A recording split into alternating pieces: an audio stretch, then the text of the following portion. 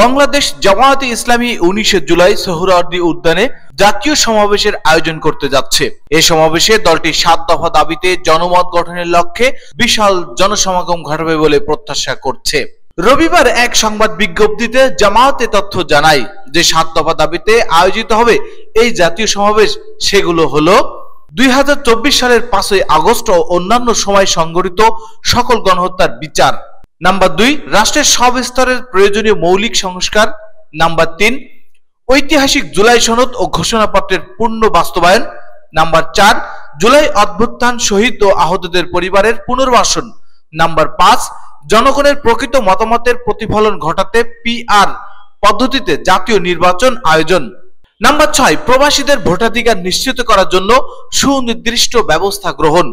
সর্বশেষ ও নাম্বার 7, রাজনৈতিক দল ও প্রার্থীদের জন্য সমান সুযোগ ও লেভেল প্লেইং ফিল্ড